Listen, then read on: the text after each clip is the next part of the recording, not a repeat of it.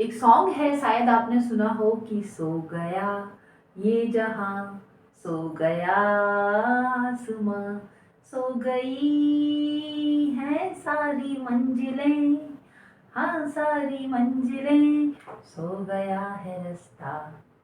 हम यहाँ पर डिस्कस कर रहे हैं पैथेटिक फैलेसी, और ये एक फिगर ऑफ स्पीच है। Figure of speech based on imagination.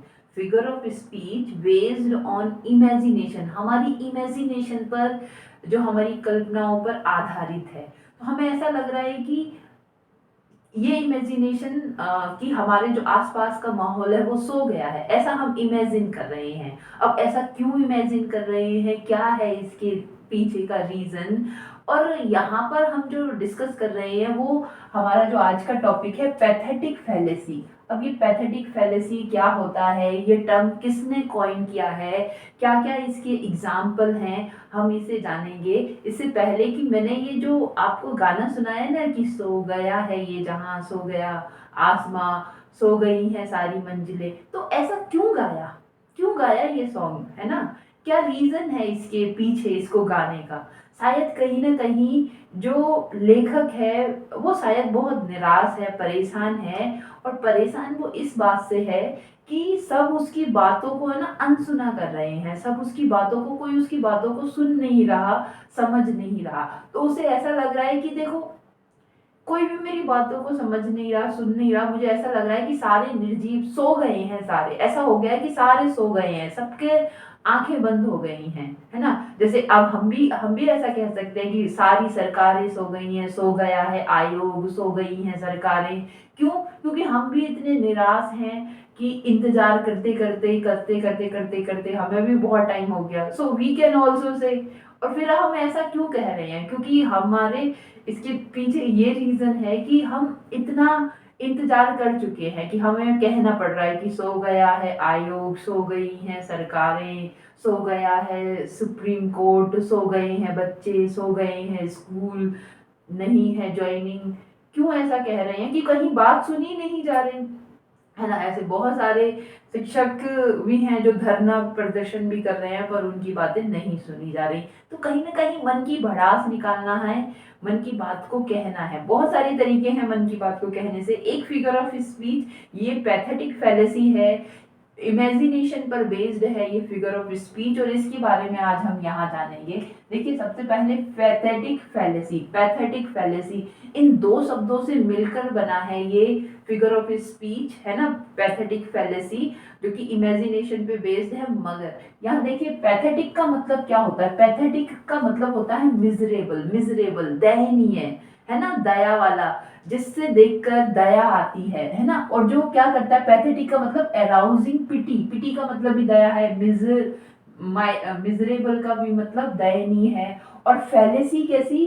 कि मिस्टेकन बिलीफ, कुछ जो बिलीफ है, ये जो बिलीफ है, कुछ विश्वास जो है वो कैसा है?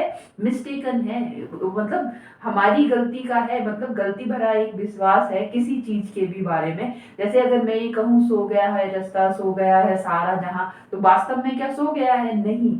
ये क्योंकि मेरे इमोशंस ऐसे हैं, मेरी अंदर की भावनाएं ऐसी हैं कि मैं अपनी भावनाओं को उन नेचर के साथ कनेक्ट करके क्या कर रही हूँ, अपने सराउंडिंग में जो चीजें हैं उनके साथ कनेक्ट करके मैं अपनी भावनाओं को क्या कर रही हूँ, व्यक्त कर रही हूँ। ठीक है, तो ये मेरा सोए कुछ भी नहीं है, मिस्टेकन बिलीफ है मेरा, है ना? तो ये पैथेटिक फैलेसी है।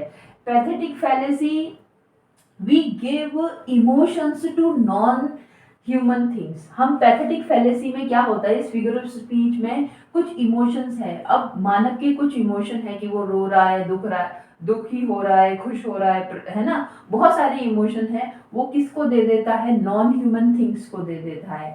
Pathetic fallacy usually describes an environment.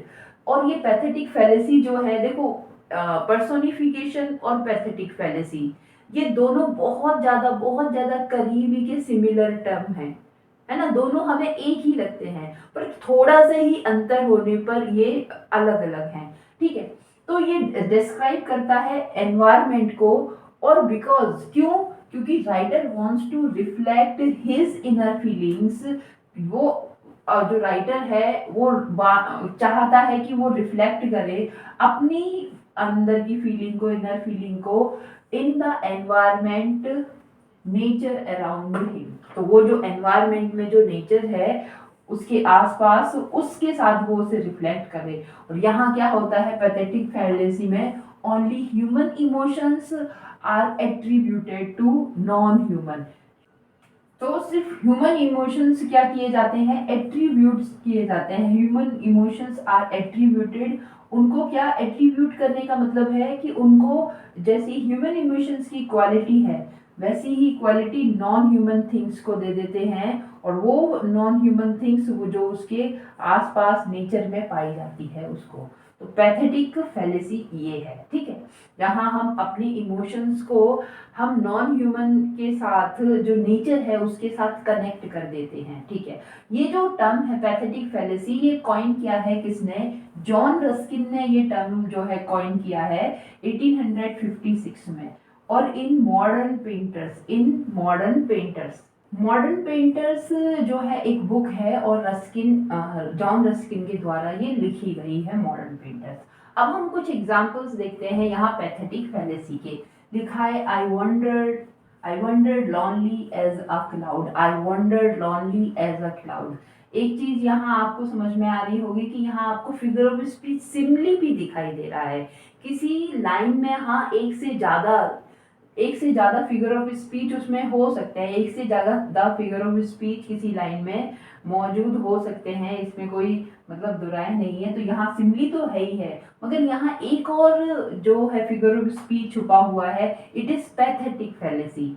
तो यहाँ पे राइटर कह रहा है आई वॉन्डर लॉनली, कि मैं घूमता हूँ अकेला, लॉनली किसकी तरह, बादल की तरह, क्लाउड्स की तरह। तो क्लाउड तो लॉनली नहीं होते, क्लाउड तो बहुत सारे होते हैं, पर क्लाउड्स के अंदर कोई फीलिंग्स नहीं है इसीलिए वो लॉनली है, इमोशन नहीं है, लॉनली है इसीलिए। तो कह कि जैसे आवारा क्लाउड है ना, तो मैं भी आवारा उसी तरह से घूमता हूँ। और जैसे क्लाउड्स के अंदर कोई इमोशंस वगैरह नहीं होते, मेरे अंदर भी नहीं है। I wandered lonely as a cloud, I wandered lonely as a cloud, ठीक है। तो यहाँ पर उसने यहाँ लॉनली बात क्या है कि उसने यहाँ पे पैथेटिक फैलेसी दिखाई है कि वो भी उसी तरह से अकेला है, इमोशन लेस है, आवारा है, जिस तरह से क्या है ये क्लाउड है। नेक्स्ट है the rain drops bad. The rain drops, जो रेन ड्रॉप्स हैं, पानी की बूंदें हैं, क्या करती हैं, रोइंग अराउंड हिम। पानी की बूंदें, rain drops rowing around him, rain drops rowing, उसके आसपास उन्होंने रोना है, मतलब उसके आसपास उसे rowing. The rain drops wept around him. अब देखिए यहाँ पे वंडर क्लाउड की बात है, ये भी नेचर है, रेन ड्रॉप्स हैं, ये भी नेचर है। और आगे लिखा है the oaks forget their whispering. Whispering होता है फुसफुसाना, है ना। और जो ओक है, जो ओक का पेड़ है, वो भूल गए, अपनी विस्परिंग भूल गए। तो कहीं ना कहीं मौन हो जाते हैं लोग। मौन क्यों हो जाते हैं, कुछ बोलते नहीं है। दुख में, दर्द में क्या होता है कि कुछ बोलते ही नहीं है, अब वो कुछ भी नहीं बोलते। तो अब वो भी उनकी स्थिति कैसी हो गई है, जैसे वो कह रहे हैं, वो खुद तो मौन हो गए हैं पर अपने लिए कह रहे हैं the oaks forget their whispering, कि जो ओक है भूल गए अपनी विस्परिंग। विस्पर वो हवा के झोंके आते थे, तो वो इधर, है ना, पत्तियों की सरसराहट होती है, उनने कुछ कहा तो पत्तियों की सरसराहट जो है। अब यहाँ पर भी पैथेटिक फैलेसी है, वहां पर कुछ कह रही है, यहाँ पे चुप हो जा रही हैं, फॉरगेट हो गया है उनका बोलना, है ना। तो यहाँ पर इनमें क्या है, पैथेटिक फैलेसी है। Pathetic fallacy a special type of personification, एक ये हाँ पर्सोनिफिकेशन है, एक स्पेशल टाइप ऑफ पर्सोनिफिकेशन है। अंतर क्या है, कैसे हम इसमें अंतर करें, तो जैसे कि एग्जाम्पल गाने का ही लिया कि सो गई हैं सारी मंजिलें, सो गए हैं सारे रास्ते, है ना, सो गया है ये जहां। तो ये समझिए कि यहाँ पे जो राइटर है, जो लिखने वाला है, उसे ऐसा लग रहा है कि उसकी बातें कोई नहीं सुन रहा, सब खोए हुए हैं, सब सोए हुए हैं। तो वो ऐसी कंडीशन में, इसलिए वो ऐसा कह रहा है, अपनी बात को, अपने इमोशन को उस आसपास के एनवायरनमेंट से उसने जोड़ दिया। खुद ऐसा लग रहा है कि उसकी बातें कोई नहीं सुन रहा, तो उसे लग रहा है कि ये मंजिलें, ये रास्ते, ये सारी दुनिया उसके लिए सो गई है, ठीक है। अगर अगर हम पर्सोनिफिकेशन की बातें करें, तो सपोज कि जब मेरी किस्मत मतलब आप ऐसे ही कह लो कि जब मैं काम करने लगा मेरी किस्मत सो गई, है ना? जब मैं मेहनत करने लगा मेरी किस्मत सो गई, है ना? तो जब मैं मेहनत करने लगा मेरी किस्मत सो गई। अब किस्मत सो इंसान सोने का काम करते हैं, किस्मत कहाँ सोने का काम करती, है ना? जैसे कि अपॉर्चुनिटी नॉक्स द डोर, जो अपॉर्चुनिटी है वो खटखटाती है, दरवाजा खटखटाती है, अवसर। तो ये खटखटाने का काम तो इंसान का है ना, अपॉर्चुनिटी का कहाँ है? कि जब मैंने काम करने लगा, मेहनत करने लगा, मेरी किस्मत सो गई। अब किस्मत का सोने का काम नहीं है, ठीक है? तो वो आप इस तरह से यहाँ पर इनमें अंतर करके देखिए।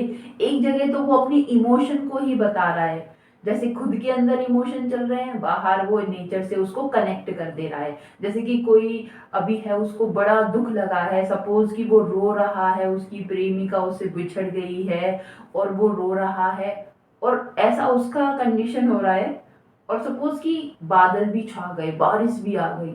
अब वो मन में क्या सोच रहा है, देखो मैं इतना दुखी हूँ, ये बादल भी देखो कितना दुखी है, ये भी रो रहा है। अब वो अपनी फीलिंग्स को उस बादल, उस रेन से भी कनेक्ट कर रहा है। तो ये क्या है, ये पैथेटिक फैलेसी है। ये क्या है, ये पैथेटिक फैलेसी है। तो होप करती हूँ कि पर्सोनिफिकेशन और पैथेटिक फैलेसी में अंतर आप समझ पाए होंगे। यहाँ पैथेटिक फैलेसी आपको अच्छी तरह से समझ में आई होगी, जबकि पर्सोनिफिकेशन पर तो मैं डिटेल में एक इसी तरह से आपको लेक्चर वहां पर समझाने का ट्राई करूंगी। और thanks for watching it. Like share subscribe करके मुझे सपोर्ट करें। Thank you.